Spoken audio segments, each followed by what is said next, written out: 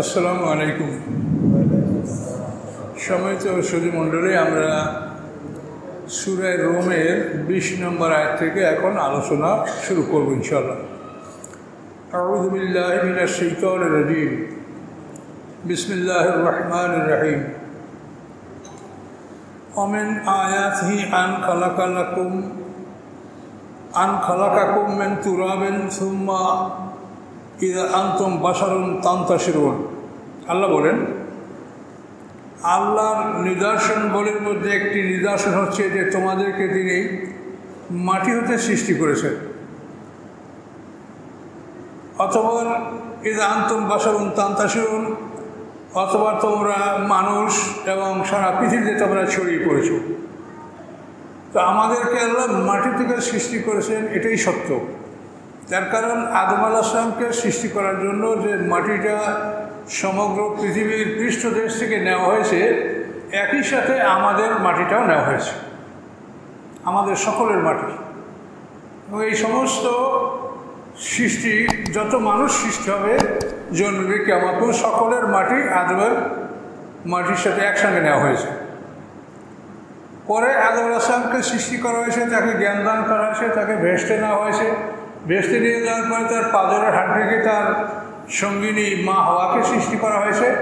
এই দুজন সৃষ্টির পরে আমাদের যে মাটির অংশটা আদমের মধ্যে ছিল, সেটাকে আল্লাহ তাআলা বীর্যে রূপান্তরিত করে দিয়েছেন, সিমেন্স, বীর্য। এই বীর্যের মাধ্যমে আমাদের সৃষ্টির ধারা, জন্মের ধারা পৃথিবীতে প্রবাহিত আছে। তাহলে আমাদেরকে যে মাটির থেকে সৃষ্টি করেছে এটা ঠিক। পরবর্তীতে আমাদেরকে এই পরিবর্তনটা ঘটেছে, মাটির থেকে মানুষ, মানুষ থেকে আবার আমাদের মাটির অংশটা আল্লাহ সিমেন্সে রূপান্তরিত করে তার মাধ্যমে সারা পৃথিবীতে আমাদেরকে বিস্তার করেছেন। ওমিন আয়াতি আন খালাকাল্লাকুম মিন আনফুসিকুম আজওয়াজা। আল্লাহর নিদর্শনের মধ্যে অপর একটি নিদর্শন হচ্ছে, সৃষ্টি করেছেন তিনি তোমাদের জন্য তোমাদের দেহ থেকে তোমাদের জোড়া, তোমাদের স্ত্রী। প্রত্যেকটা মানুষের স্ত্রী তার দেহ থেকে তৈরি। যেভাবে আদম আলাইহিস সালামের স্ত্রী মা হওয়া আদম থেকে তৈরি, ওইভাবে প্রত্যেকটা পুরুষের স্ত্রী তার দেহ থেকে তৈরি, এক বা একাধিক। লিতাসকুনু ইলাইহা, যাতে তোমরা শান্তি লাভ করতে পারো তার নিকটে। ওয়া জাআলা বাইনাকুম মাওয়াদ্দাতান ওয়া রাহমা, এবং করেছেন তোমাদের মাঝে ভালোবাসা এবং দয়া। যৌবনকালে ভালোবাসা, বৃদ্ধ বয়সে দয়া। বৃদ্ধ বয়সে স্বামী স্ত্রী একের উপরে খুব দয়ালু হয়, খুবই নির্ভরশীল হয়ে থাকে। কোনো পরিবারে আপনি দেখবেন না যে একটা বৃদ্ধ পিতামাতা তার স্বামী তাকে অবহেলা করছে বা পরিবারের কেউ তারা অবহেলা করছে, বরং সবাই তার প্রতি দয়া, তার প্রতি স্নেহ, তার সেবা সবাই আত্মনিয়োগ করে। আল্লাহ বলেন যে এটা আমার সৃষ্টি। এটা যদি আমি তোমাদের মধ্যে সৃষ্টি না করতাম তাহলে তোমরা এই কাজটা করতে পারতে না। তাহলে আল্লাহ বলেন যে এটা আমার একটা নিদর্শন, যে তোমাদের মধ্যে আমি সৃষ্টি করেছি ভালোবাসা এবং দয়া। যৌবনকালে ভালোবাসা, বৃদ্ধ বয়সে দয়া। ইন্না ফি যালিকাল আয়াতিন লিকাওমিন ইয়াতাফাক্কারুন, নিশ্চয়ই এর মধ্যে রয়েছে নিদর্শনসমূহ জাতির জন্য যারা চিন্তা ভাবনা করে। সৃষ্টি নিয়ে চিন্তা ভাবনা করা একটা বিরাট ব্যাপার, এটা বিরাট ইবাদত। এর মাধ্যমে আপনাদের ঈমান দৃঢ় হবে, ঈমান মজবুত হবে। ওমিন আয়াতি, তার নিদর্শনের মধ্যে অন্য একটা নিদর্শন হচ্ছে খালকুস সামাওয়াতি ওয়াল আরদ, আকাশ পৃথিবীর সৃষ্টি। এই আকাশ পৃথিবী তিনি কিভাবে সৃষ্টি করলেন, এটা চিন্তারই বিষয়। আমরা যখন কিছু করতে চাই তো আমরা সব কিছু এই পৃথিবীর মধ্যে পাই। আপনি একটা বাড়ি করবেন, আপনার কী লাগবে? লোহা, সিমেন্ট, রড, বালু, পানি, আপনি সব তো পৃথিবীতে পাচ্ছেন, এদের আপনি বাড়ি করছেন। কিন্তু এই পৃথিবীটা আল্লাহ তাআলা কী দিয়ে তৈরি করলেন? কোথায় এর ম্যাটেরিয়ালগুলো জমা ছিল? কোথায় ছিল? কী দিয়ে আল্লাহ করলেন? এত বড় বিশাল আকাশ, এটা আল্লাহ কী দিয়ে তৈরি করলেন? এই আকাশ সৃষ্টি করতে যে পদার্থ, যে উপাদান বা আকাশে যে প্লেট, এগুলি এইরকম শত শত পৃথিবীর মধ্যেও তো গুদাম, এরকম পৃথিবীর মধ্যে শত শত পৃথিবীকে যদি আপনি স্টোর রুম বা গুদাম করেন আর মনে করেন সেইখানের পাতগুলি ছিল, তা তো ধরবে না। আকাশ সৃষ্টির যে আসবাব, সেটা এমন কোনো বস্তু আছে সৃষ্টির মধ্যে যে সেইখানে এগুলো রাখা যায়? আপনারা ঘর খাবার একটা গুদম ঘরে তো সব রাখতে পারতেছেন। এই জন্য আমরা বলছে যে এর মধ্যে চিন্তার বিষয় আছে, তোমরা একটু চিন্তা করে দেখো। তো এই চিন্তাটা আমরা খুব গভীরের মধ্যে যেতে হবে না, আমরা খুব সংক্ষিপ্ত সমাধান পাচ্ছি। সেটা আল্লাহ বলেন যে আমি কিছু সৃষ্টি করতে ইচ্ছা করলে আমি বলি কুন ফায়াকুন, আমি বলি হও অতবার হয়ে যায়। তাহলে আমরা কিন্তু একটা বিশাল চিন্তা থেকে মুক্তি লাভ করলাম, যেটার জন্য আমরা যা ভাবছি সব কিছু প্রয়োজন নাই। এটার জন্য কোনো গুদাম ঘর, কোনো স্টোর রুম রাখার দরকার নাই। আল্লাহ তাআলা সৃষ্টি করার ইচ্ছা করলে তিনি কুন, আল্লাহ বলেন হও তো হয়ে যায়। তাহলে এটা আমাদের মহা চিন্তা থেকে আমরা বেঁচে গেলাম। এইটা জানতে হলে তো আপনাকে কোরআনের কাছে আসতে হবে, তাহলে তো এটা আপনি অন্য কোথাও পাবেন না। আর হলো অক্তলাফুল আলসানাতিকুম ওয়া আলওয়ানিকুম, আকাশ পৃথিবীর সৃষ্টি এটা আল্লাহর একটা নিদর্শন। এবং তোমাদের ভাষার ব্যবধান, তোমরা এক এক জাতি এক এক ভাষায় কথা বলো, পৃথিবীতে বহু ভাষা। তো এই যে ভাষার ব্যবধান, এটা সম্পর্কে আমরা আসলে সঠিক কোনো ইতিহাস বলতে পারবো না, তবে তাফসিরে যা আছে সেটা আমরা বলতে পারি। তা আপনাদের কাছে গ্রহণযোগ্য হতেই পারে, নাও হতে পারে। তাফসিরে বলা হচ্ছে যে নমরুদ পর্যন্ত, আদম আলাইহিস সালাম থেকে নমরুদ, তো নমরুদ হলো ইব্রাহিম আলাইহিস সালামের জমানা। এই পর্যন্ত সমস্ত পৃথিবীর মানুষের ভাষা ছিল সুরিয়ানি। এই এক সুরিয়ানি ভাষায় সবাই কথা বলতো। তাহলে এখানে আসে আদম আলাইহিস সালাম থেকে 20 পুরুষ, আদম আলাইহিস সালাম থেকে নূহ আলাইহিস সালাম 10 পুরুষ, নূহ আলাইহিস সালাম থেকে ইব্রাহিম আলাইহিস সালাম আরও 20 পুরুষ। এই তাফসীরে বলা আছে যে নমরুদ যে একটা বিশাল টাওয়ার সৃষ্টি করছিল আল্লাহকে তীর মারার জন্য। নমরুদকে বলা হয় বিশ্বের সবচেয়ে বড় শিকারী। এটা তো আপনারা ইংরেজি সাহিত্য এটা পড়েছেন, নিমরোড। এই নিমরোড হলো নমরুদ, এ হলো বিশ্বের সবচেয়ে বড় শিকারী।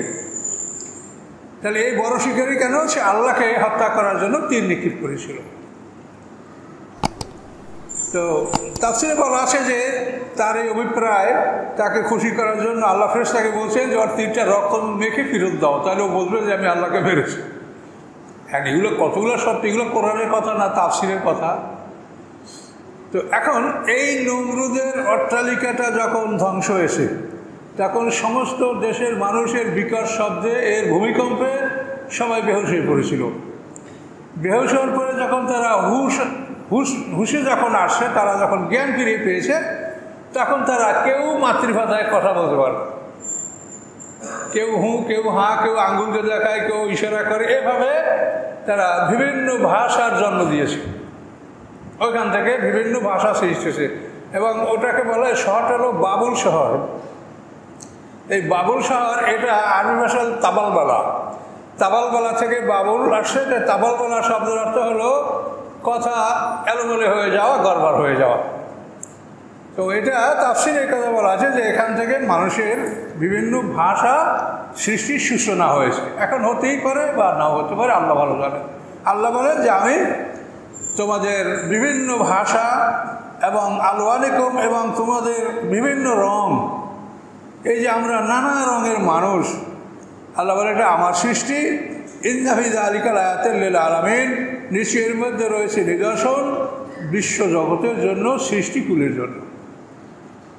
তাহলে এটা একটা বিরাট ব্যাপার। দেখেন পৃথিবীতে কোটি কোটি মানুষ, প্রত্যেকেরই আলাদা চেহারা, এবং কতটুক জায়গা, 9 ইঞ্চি বাই 9 ইঞ্চি জায়গা একটা চেহারা।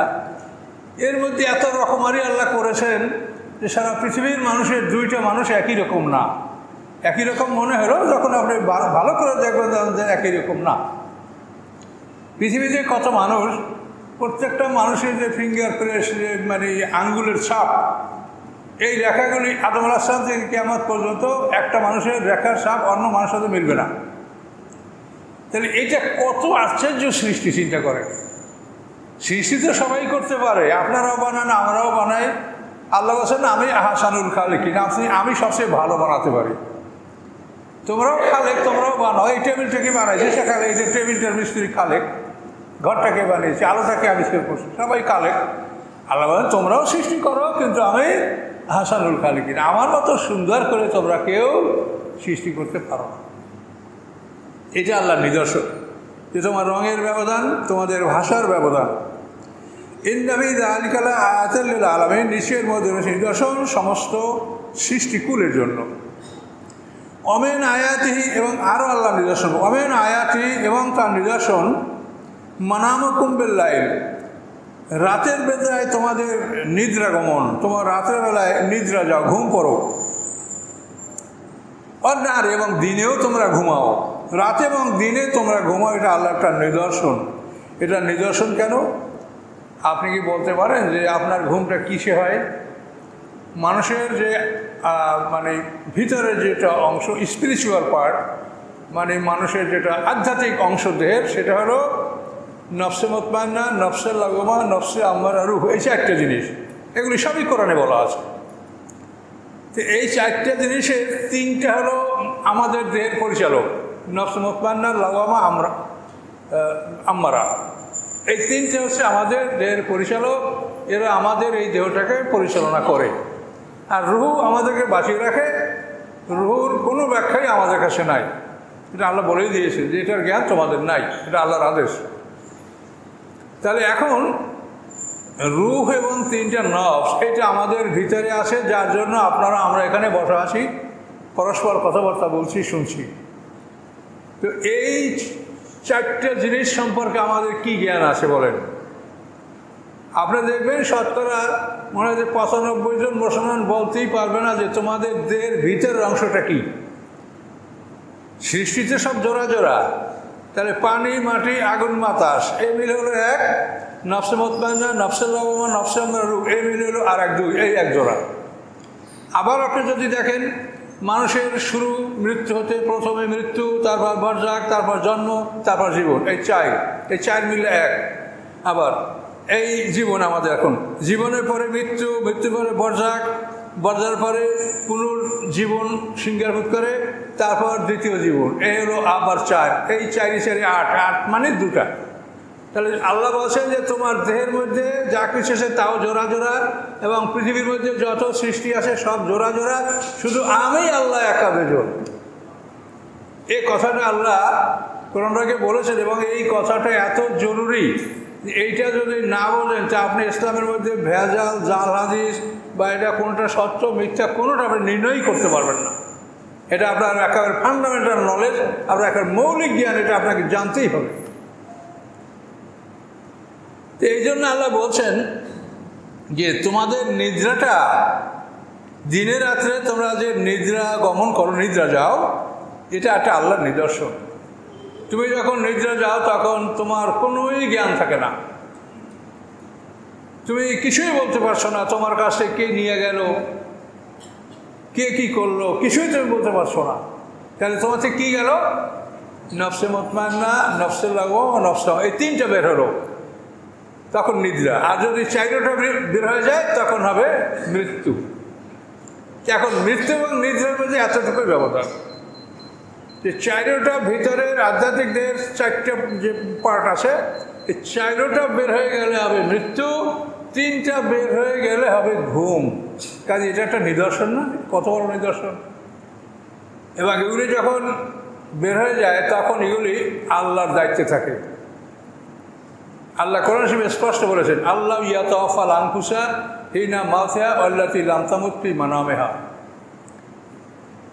মানুষ যখন ঘুমায় অথবা মানুষ যখন নিদ্রা যায়, সর্বাবস্থায় আল্লাহ তাআলা মানুষের নফসগুলি হস্তগত করেন, তিনি তার হাতের মধ্যে, মুঠের মধ্যে রাখেন। এগুলি এমন না যে আপনি বাইরে গেলেন, আপনি ফিরে যেখানে ইচ্ছা সেখানে আপনি নিজের ইচ্ছায় যেতে পারবেন। আল্লাহটা আমি হস্তগত করে রাখি, আমার কবজায় থাকে। আর আল্লাহর কবজায় থাকে বলেই তো আমরা আবার যথাযথ জায়গায় ফিরে আসতে পারি। আর যদি এমনি মুক্ত করে দাও তো তার মনে হয় যে আমরা ফিরে আসতে আর পারতাম না, যে আমি কোনখান থেকে বের হয়েছি, কোনখানে আবার ঢুকবো। কাজে এই জন্য আল্লাহ বলছেন যে এগুলি নিদর্শন, এগুলো চিন্তা না করলে আপনি বুঝবেন না।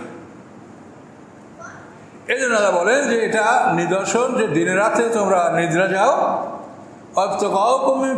এবং তোমরা আল্লাহর অনুগ্রহ অনুসন্ধান করো।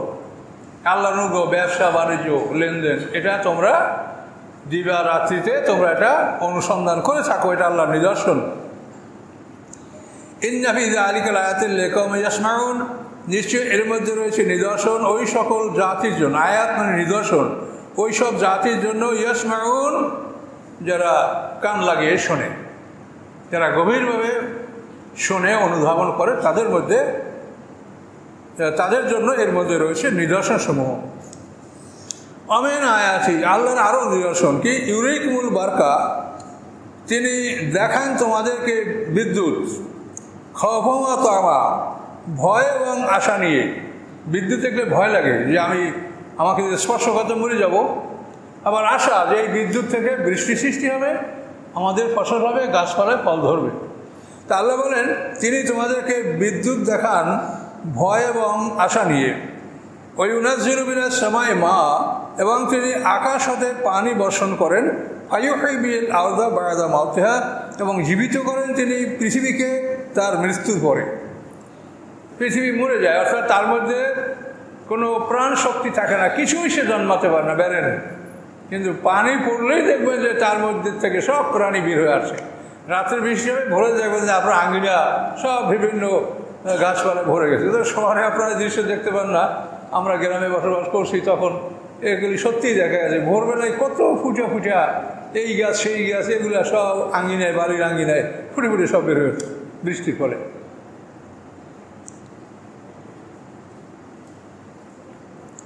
ইন্নবি যালিকালে আয়াতে লিকাওম ইয়াকিলুন নিশ্চয় এর মধ্যে নিদর্শন রয়েছে জাতির জন্য যারা জ্ঞান রাখে। ইয়াকিলুন তাকিলুন এই দুটো শব্দ, অর্থাৎ তোমরা জ্ঞান রাখো। এই জ্ঞানের ব্যাপারটা আল্লাহ কোরআন শরীফে মোট 46 বার বলেছেন। তোমরা জ্ঞান রাখো, জ্ঞানের সব ব্যবহার করো, জ্ঞান দ্বারা নিজে কিছু চলাফেরার কথা ভাবো, জ্ঞান দ্বারা তোমরা ভালো পথে মন্দ পথ এটা বোঝার চেষ্টা করো।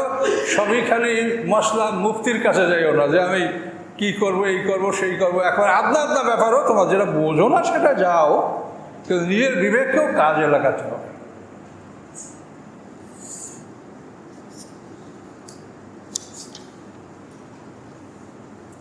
অমেন আয়াতিয়ান তামকুমাস সামাওয়াল আরদু বিআমরিহি আল্লাহর নিদর্শনের মধ্যে হচ্ছে আর একটা নিদর্শন হচ্ছে যে দাঁড়িয়ে আছে আকাশ পৃথিবী তার আদেশে।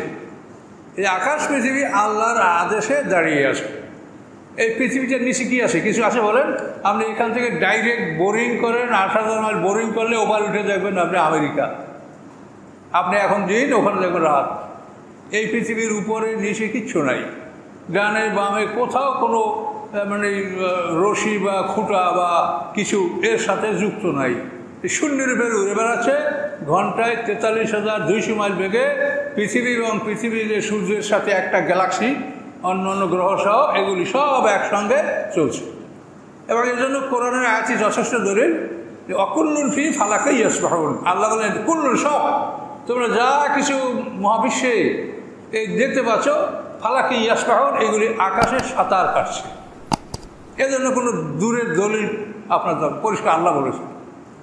তো এখন এই আকাশ পৃথিবী আল্লাহর আদেশে শূন্যে ঝুলন্ত অবস্থায় থাকে এবং এই অবস্থায় সে চলে। আমাদের জ্ঞান দ্বারা এতটুকু বুঝতে পারি যে একটা জিনিস যদি আপনি ছুঁড়ে মারেন তো ওটার পিছনে যতক্ষণ শক্তি থাকে ততক্ষণ চলবে, তারপর শক্তিটা শেষে করে পড়ে যাবে। তাহলে এই পৃথিবী এবং অন্য গ্রহ নক্ষত্রগুলি সবগুলি শূন্যের উপরে আসে একটা গতির উপরে, যেটা চলছে বলেই সে শূন্যে আসে। চলা বন্ধ হয়ে গেলে সে কী হবে বা কোথায় ধ্বংস হবে সেটা আশ্চর্য ব্যাপার। তো সেখানেও এইটা কোনো একটা গ্রহ নক্ষত্র চলা শেষ হয়ে গেলে বা তার প্রাণ শেষ হয়ে গেলে তাকে যে আল্লাহ তাআলা কোনো সৃষ্টিগ্রুপে ফেলাই দেবেন বা কোথাও পড়ে যাবে এটা না। সেটার জন্য আল্লাহ তাআলা আবার এক বিরাট প্রাণী রাখছেন, তার নাম হচ্ছে ব্ল্যাক হোল। যখন একটা গ্রহ নক্ষত্র এর মৃত্যুর সময় আসবে তখন তাকে ব্ল্যাক হোলে খেয়ে ফেলবে। আর এই ব্ল্যাক হোল সম্পর্কে কোরআন পাকে সূরা ওয়াকিয়ার মধ্যে এতটুকু ইশারা আছে যে আরেকটা হলো যে আমি ফালা ও কৌসুমবে মাওয়াকে নজুম। আল্লাহ লা মানে না, কিন্তু লা ব্যবহার করে কসমকে দৃঢ় করার জন্য। অনেক কোনো তর্জমায় দেখছি লায়ের অর্থ লিখেছে, এটা তাদের বুঝের ভুল। লা এটার অর্থ হবে না, এটা হলো কসমকে শপথকে দৃঢ় করার জন্য লা ব্যবহার করার প্রথা আছে আরবি ভাষায়। তো ফালা ও কৌসুমবে মাওয়াকে নজুম, আল্লাহ বলেন আমি তারকা পতিত হওয়ার স্থানের শপথ করছি। মাওয়াকে মানে পতিত হওয়ার জায়গা। তো তারকা কোথায় পতিত হয়? হ্যাঁ, এটা বিজ্ঞানী আবিষ্কার করেছেন এবং হাদিস থেকেও প্রমাণ পাওয়া যায় যে এভাবে তারকাকে গিলে ফেলার মতো প্রাণী আল্লাহ সৃষ্টি করে রেখেছেন। সেটা বিজ্ঞানের ভাষায় কৃষ্ণগহ্বর বা ব্ল্যাক হোল বলা হয়, আর কোরআনের ভাষায় বলা হয়েছে মাওয়াকে নুজুম, তারকা পতিত হওয়ার স্থান। আর হাদিসের ব্যাপারে আসে যে আকাশ পৃথিবীকে আল্লাহ বলছেন ইচ্ছে অথবা অনিচ্ছে আনুগত্য স্বীকার করো। তো আকাশ পৃথিবী ইচ্ছে আনুগত্য স্বীকার করো, আতাই না তো এই না কোরআনের ভাষা। আকাশ পৃথিবী হলো যে আমি আনুগত্য সহকারে আপনার কাছে হাজির হলাম। তো মুসা আলাইহিস সালাম বলে যে আল্লাহ, এই আকাশ পৃথিবী আপনার আনুগত্য স্বীকার করে আপনার কাছে তারা উপস্থিত হয়েছে, যদি আনুগত্য স্বীকার না করতো তাহলে কী করতেন? তখন আল্লাহ তাআলা মুসা আলাইহিস সালামকে বলেছেন যে আমি একটা জানোয়ারকে হুকুম দিতাম, সেই জানোয়ার আকাশ পৃথিবী দুইটা গিলে ফেলত। তাহলে এখন ওই ব্ল্যাক হোল আর এই হাদিস আর কোরআনের কথা সবগুলোই কিন্তু পরস্পর মিলে যাচ্ছে। তাহলে এই জন্য এই মহাকাশে সবগুলি উড়ে বেড়াচ্ছে একটা গতির কারণে। এই গতি যদি স্থগিত হয়ে যায়, যার জন্ম আছে তার মৃত্যু আছে, যে সৃষ্টি সে মরবেই। চন্দ্র, সূর্য, গ্রহ, নক্ষত্র সব সৃষ্টি, এই মহাবিশ্ব সৃষ্টি, প্যারালাল ইউনিভার্স যদি থাকে, মানের বিশ্ব, এগুলি সবই মৃত্যুবরণ করবে। কিন্তু মৃত্যুবরণ করে কোনো পথে মহাকাশেও জঞ্জাট সৃষ্টি হবে না, আর কোনো সৃষ্টি করে পতিত হবে না। এগুলির জন্য আল্লাহ তাআলা আরও মহাব্যবস্থা রেখেছেন, সেটাকে আপনারা যে ভাষায় বলেন সেটা বলতে পারেন। মহাকেন্দ্র, ব্ল্যাক হোল, কৃষ্ণগহ্বর, বড় প্রাণী, এগুলি খেয়ে ফেলার মতো, এটা কোরআনে হাদিসে এর বর্ণনা আছে। তাহলে আপনি কোথাও কিন্তু একটা খুব জটিলতায় পড়ছেন না। আপনি যদি কোরআন জানেন তার সকল বিষয় মোটামুটি আপনি একটা সলিউশন পেয়ে যাচ্ছেন। আপনি যদি একটা অস্বাভাবিক অবস্থায় পড়েন তা আপনার তো মানসিক অবস্থা খারাপ হয়ে যাবে, সব সৃষ্টি হবে, কিন্তু আপনার সেটা হবে না যদি আপনি কোরআন দেখেন। আপনি আল্লাহর প্রতি আত্মসমর্পণ করবেন, আমরা সবাই আত্মসমর্পণ করবো এবং আল্লাহর কোরআন যে সত্য এটা বিশ্বাস করবে, এবং কোরআন থেকে বিষয়গুলি পাওয়ার পরে আমাদের মধ্যে কোনো রকম প্রেশার সৃষ্টি হবে না, মানসিক চাপ সৃষ্টি হবে না, আমরা সব জিনিসের ফয়সালা পেয়ে যাচ্ছি। এই জন্য এই যে ধর্মের ব্যাখ্যায় বলা হয়েছে, ধর্ম কাকে বলে? আন্তর্জাতিক আইনে 4টে জিনিস থাকলে সেটাকে ধর্ম বলা যায়। তো এই 4টে জিনিসের মধ্যে ফাউন্ডার অফ দ্য রিলিজিয়ন, তারপরে হলো জেনেসিস, রিচুয়াল, এথিক্যাল কোড, এই 4টা জিনিস পাওয়া গেলে সেটাকে ধর্ম বলা যায়। ধর্মের কিন্তু এটা আন্তর্জাতিক ব্যাখ্যা। ফাউন্ডার অফ দ্য রিলিজিয়ন, তারপরে জেনেসিস সৃষ্টিতত্ত্ব সম্বন্ধে, রিচুয়াল হলো ধর্মের জন্য আইন কানুন, তারপরে এথিক্যাল কোড আধ্যাত্মিক বিষয় সম্পর্কে সব কিছু। এই 4টে জিনিস থাকলে তাকে ধর্ম বলা। এটা আপনার জটিল হয়ে যাবে কথাটা, অল্পের মধ্যে এত কথা তো বলা যায় না। তো এটা ধর্মের যেটা আন্তর্জাতিক ব্যাখ্যা, তার জন্য আপনাকে হেল্প করছি। আপনি দেখবেন যে স্কাউট যেটা আছে, স্কাউট বলতে কী বুঝায়? Sincere, courteous, obedient, useful, truthful, এ হলো scout abbreviation. Sincere, courteous, obedient, useful, truthful, scout. তো স্কাউটের জন্য একটা আইন আছে যে যে দেশের লোকেরা ধর্মে বিশ্বাসী না, যারা অ্যাথিস্ট বা নাস্তিক, সেই দেশে স্কাউট নেই।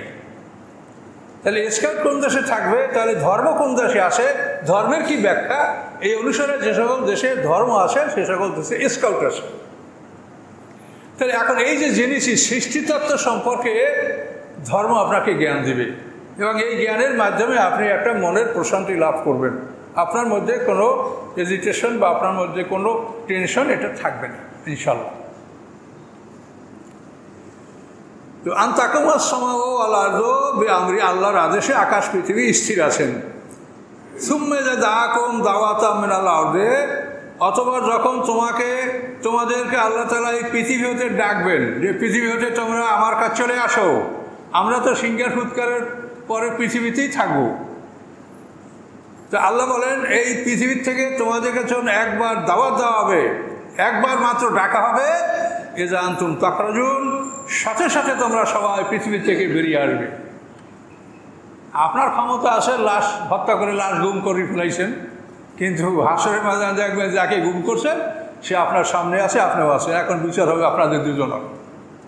কাজে আপনি গুম করলে লাশ গুম হয় না। এই জন্য আল্লাহ বলে যে ইজা আনতুম তাখরুজুন, সাথে সাথে সব তোমরা বেরিয়ে আসবে এই পৃথিবীর থেকে।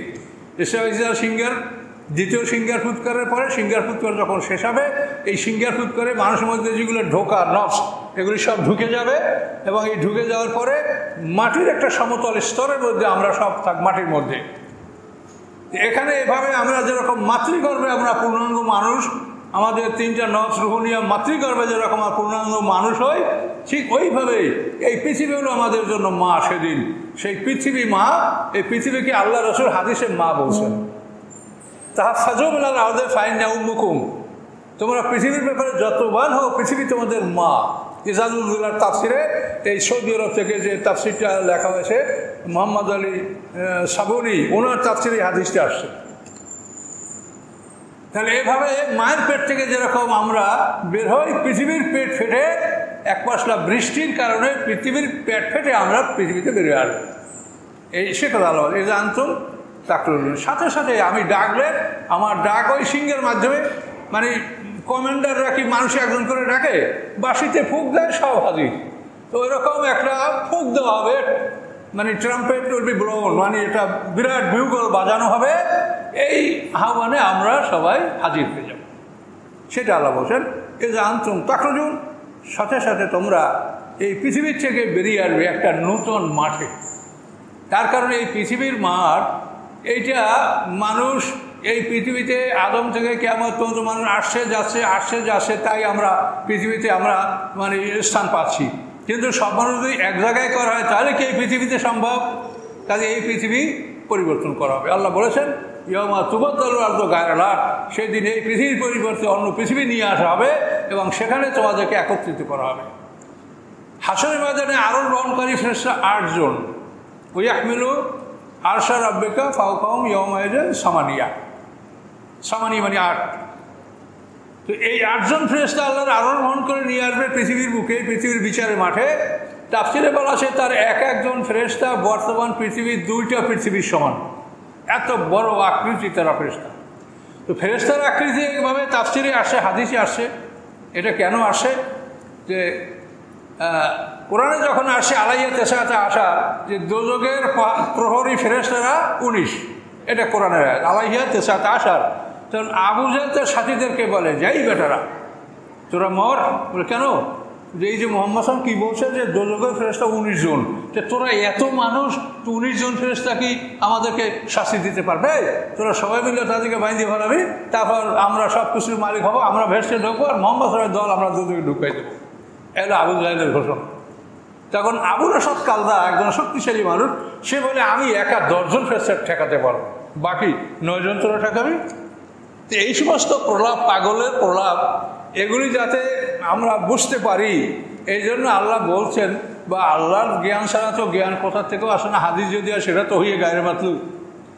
কাজে এই জন্য এই সমস্ত কথা হাদিস তাফসির এসেছে যে পৃথিবীর মানে আরশ বহনকারী যে 8 জন ফেরেশতা যাদের কথা কোরআনে বলা হয়েছে, ওয়াহমিলু আরশা রাব্বিকা ফাওকাহুম ইয়াওমাইযিন সামানিয়া, সেই 8 জন ফেরেশতার একজন ফেরেশতা বর্তমান পৃথিবীর 2টা পৃথিবীর সমান হতেই পারে। এই জন্য এই বিশাল পৃথিবী আল্লাহ সেদিন সৃষ্টি করবেন এবং সেখানে আমরা সবাই উপস্থিত হব। আল্লাহু মান ফিস সামাওয়াতি ওয়াল আরদ, লাহু লামলে তামলিক, অর্থাৎ তিনি মালিক। মান ফিস সামাওয়াতি ওয়াল আরদ, যারা আছে আকাশের মধ্যে, যারা আছে পৃথিবীর মধ্যে, এই সব কিছুর তিনি মালিক। কুল্লুন লাহু কারিতুন, এবং সবাই তার অনুগত, সবাই তার বাধ্য অনুগত। সবাই মানুষেরা এখন একটু হামথাম করছে, কিন্তু যখন মৃত্যুর ফেরেশতা এসে দেবে তখন একেবারে সবাই পুরো সারেন্ডার। আমি মানি, আমার ফেরত দেন, আমার একটু পাঠাই দেন, একটু সময় দেন, সব সারেন্ডার মরার সময়। কিন্তু আল্লাহ বলছেন এই সময় তোমাদের ঈমান আমি কবুল করব না। কুল্লুন লাহু কারিতুন, সবাই আল্লাহর উদ্দেশ্যে অনুগত, বাধ্য। হুয়াল্লাযী ইয়াবদাউল খালকা সুম্মা ইউঈদুহু, তিনি সেই আল্লাহ যিনি সৃষ্টির সূচনা করেছেন, তিনি প্রথমবার সৃষ্টি করেছেন। সুম্মা ইউঈদুহু, তিনি আবার দ্বিতীয়বার সৃষ্টি করবেন। প্রথমবার তিনি যেভাবে সৃষ্টি করেছেন, অর্থাৎ প্রথমবার তিনি এই পদার্থের দেহটা তৈরি করছেন, তাই না? মাতা পিতার সম্মিলিত বীর্য নুতফাতে আমশাজ যেটা কোরআনে বলা হয়েছে, এই সম্মিলিত বীর্য এটা 40 দিন পরে রক্তের আকার ধারণ করছে, তারপর এক রক্তা গোষ্ঠের আকার ধারণ করছে, তারপর 340-120 দিনে হাড্ডির অবকাঠামো সৃষ্টি হয়ে তার মধ্যে প্রাণ আসছে। তাহলে প্রাণটা আসে কখন? এই পদার্থের কাঠামোটা বানানোর পর। আর ঠিক এটা প্রথম সৃষ্টির যেটা নিয়ম, এই কাঠামো বানানোর পরে পদার্থের দেহের মধ্যে আল্লাহ রুহ পাঠিয়ে দিয়েছেন। কীভাবে পাঠিয়েছে সে জানেন, আমরা কেউ জানি না। আবার পৃথিবী ধ্বংসের সময় ইসরাফিলের সিংহার প্রথম ফুৎকারে সমস্ত মানুষের পদার্থের দেহ একত্রিত হবে। পদার্থের দেহ একত্রিত হওয়ার পরে দ্বিতীয় সিংহার ফুৎকারে তার মধ্যে রূপ নব সেগুলি প্রবেশ করবে।